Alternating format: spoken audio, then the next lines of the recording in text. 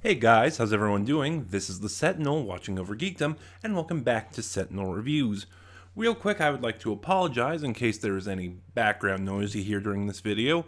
Right now in my area, we are dealing with high winds, so that's what that is. Anyway, this week, we are continuing our look at the Six and Charley story arc with The Raincloud Man, released in December of 2008, written by Eddie Robson, directed by Nicholas Briggs. The Raincloud Man stars Colin Baker as the Doctor and India Fisher as Charlie Pollard. Also featured in the cast are Michael Fenton Stevens and Anna Hope as Detective Inspector Patricia Menzies. So right off the bat, this is a really fun, really energetic story. Like, after the last two stories, Brotherhood of the Daleks and Return of the Crotons, and the Doomwood Curse a little bit, I was kind of just on autopilot. I was just kind of sort of dazed listening through them, you know? Kind of that sort of just indifference. But here, after those two, we get a really fun story that is really engaging. And there's quite a few things going on here. Right after the end of Return of the Crotons, the Doctor and Charlie are getting breakfast at a diner, and it's a cute scene. It's fine. And then the Doctor notices something in the newspaper, and they rush off to Manchester. What did the Doctor notice? Well, right now they are in the year 2002. And the Doctor found a story in a newspaper where a man found a 2012 £1 coin. I don't understand British currency, so I mean, they make it fairly obvious that's what it is, but that's all I'm going to say on the matter, so. And the Doctor worries that about where this coin came from, that even if the person's intentions are innocent, time travel like this could be very damaging to the web of time. So he heads off to Manchester, where they cross paths with Patricia Menzies, who they have not seen since The Condemned. And since their meeting in The Condemned, Menzies has sort of become a confidant? It's not the best word, but I'm sure there's a better one, but it's going to be the one I use. Where all the alien matters going on Earth, because of the events of The Condemned, are passed on to her, and she handles them discreetly. And right off the bat, of the three I've heard, I think there's one or two more. I know there's one more, and it's an Evelyn story, which I really need to do the Thomas Brewster trilogy. But yeah, of the three I've heard so far, The Condemned, The Raincloud Man, and The Avenues of Possibility, this is Patricia Menzies' best story. Hands down, bar none. In the other two stories, she's okay, she's good, but she's almost a background player. Like, in whatever plot she's in, the A plot with the Doctor or the B plot with the companion, she's almost just sort of there for the ride. But here, a lot of the screen time is dedicated to her. She is the focus of a lot of the story, and it allows her character to stand out much more. And yeah, like I said, I just summed it up. This is Menzies' best story. So, while the Doctor is trying to figure out where this currency came from, who used it and such, Charlie is helping Menzies on an investigation of her own.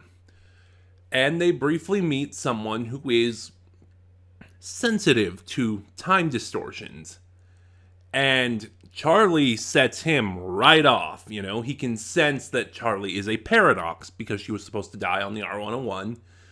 And then she is currently traveling with someone she knows in his future, the Doctor.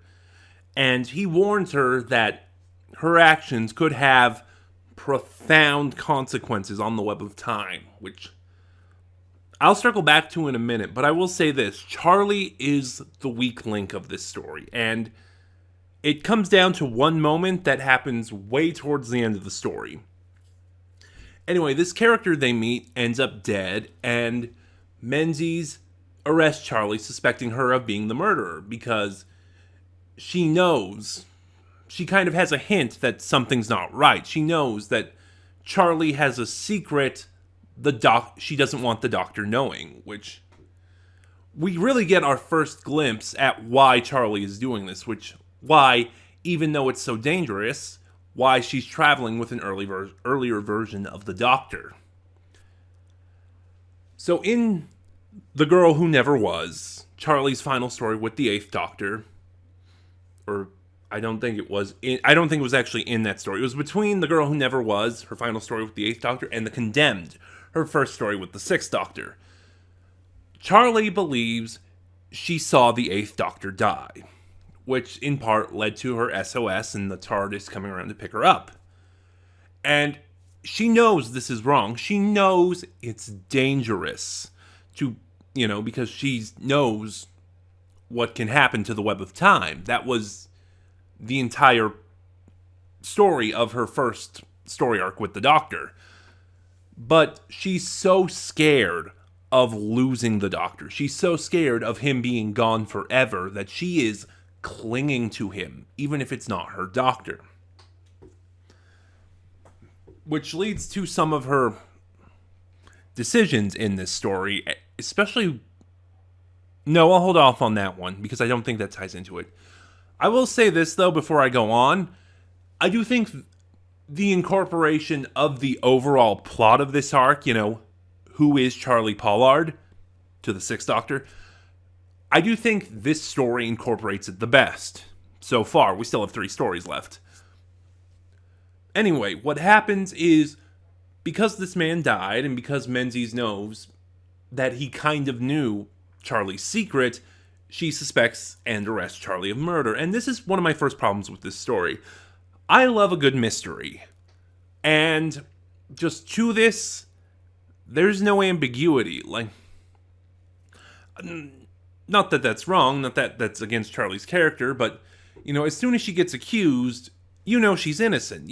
Charley could never do something like this. But, like I said, as someone who likes mysteries, I would have liked more ambiguity to how this was handled. Instead of, oh, Charley would never do this. You kind of want to go, could she never do this? You don't want to be concrete. You want your belief to waver. And this story doesn't do this because it's pretty concrete that Charley would never do something like this. And it's a shame too, because it's so, the story is so concrete about Charley's innocence and there's no ambiguity to it. The mystery aspect of this story, which is short, isn't really well done. I will say this though, because this story switches genres a couple times throughout. The story is really well paced. Every time we switch to a new genre, so from mystery to action to heist movie, kind of, sort of, it never feels rushed. It never feels sloppy. The pacing is really good. Similarly, there's a character we meet about a third of the way through the story, I think. Well, he's introduced a third. We don't really meet him until later. But, the story kind of sets him up to be the villain. And then towards the end, there's a heel turn, and he's not. And what I like about this is, unlike some other stories with twists, I know I've reviewed a couple of them. I'm trying to remember one. Unlike other stories with a twist, I can't remember one. This twist, this heel turn, feels really well executed. It's really well earned. Anyway, the bigger story here is that the Doctor has kind of accidentally stumbled upon a civil war between I'm going all over the place, between 2 alien races. The Tabalak, which were really uninspired. They were. They're your standard warrior conqueror race. Think the Jadoon or the Ogrons, but smart. Smarter than the Centaurans. And it just feels like been there, done that. However, the race they're fighting, the race the Tabalak are fighting, the Cyrox, are much more interesting. Their concept is interesting. And it's a really good idea. The execution's a little meh. But yeah, that's all I'm gonna say on that aspect, because that aspect of the story doesn't really come in until the end. Anyway, the Doctor tracks down the owner of that 2012 coin, a woman named Carmen, and he tracks her to a casino, which, real quick, Carmen was also kind of disappointing. There's this aspect of this casino where she lives, essentially, and Carmen is a time traveler. I'm going to get into spoilers now. Carmen is a time traveler, and on this high-stakes table, which has the ability to alter reality, she bet her time machine and her knowledge of how to pilot it, and she lost, so she has no memories. And the resolution with Carmen's character and her arc in this story is disappointing. But now we're there. We're into sort of the third part of this story. All the plots that I've talked about, Charley being accused of murder, the Doctor finding this coin from the future, this civil war going on, they all meet up here at this traveling casino. And we get a casino movie, or we get a casino story, or a heist story. Usually when you see casinos, it's a heist story of some sort, so that's what I'm considering it. And first of all, the soundscape for the casino is really disappointing. My guess is it's because casinos are such a visual thing that translating it to an audio-only medium didn't work. And here we get the big problem with Charley, because this seems so out of character for her. So what happens is, as this civil war between the Tabalac and the Cyrock, as a battle between the Tabalac and the Cyrox breaks out, Charley gets the idea to get Carmen's time machine back, go back in time, and prevent this entire debacle from happening in the first place. And when Menzies questions her about it, she says her and the Doctor do it all the time. Yeah, given that a third of Charley's story arc revolved around the fact that she was a fixed point in time that was undone, and which caused irreparable damage to the web of time, and given that she knows the Sixth Doctor can't know who she is yet, and she's been working so hard to keep her identity a secret and preserve the web of time, this is really out of left field. And it kind of feels like, okay, we're kind of coming to the end of this Charley story arc we have, so we need to figure out a way to end it. It feels sloppy and rushed, although the Doctor's reaction to it is great. Again, the performances in this story are great.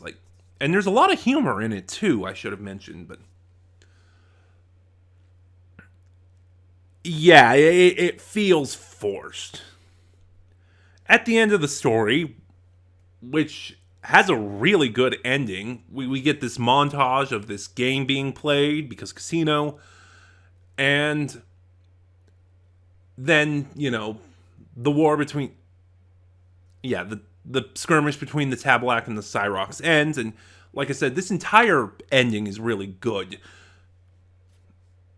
Although I don't think they needed to go the extra step of destroying the casino. That just felt like a bit too much.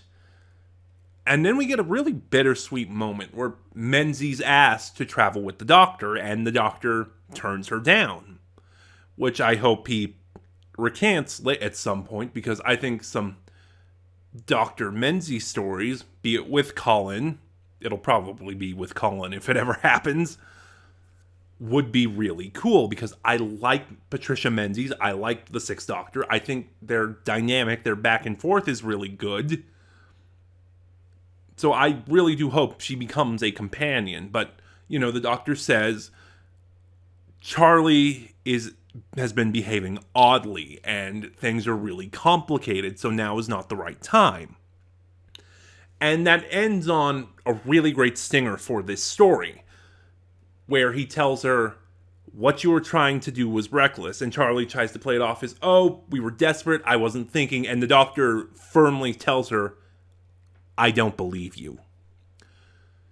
So yeah, The Raincloud Man is a very fun, very energetic story with some good characters. However, at certain points, the execution of the plot is a little sloppy, plus that really big glaring out of character moment for Charley. So I'm going to give The Raincloud Man an 8 out of 10. But what were your thoughts on it? Start a conversation in the comments below, and join me next week, where I am excited for this one, because this story is the reason I wanted to get the entire Six and Charley arc. Because this story ties into Lucy Miller to the death, one of my favorite 8th Doctor audios.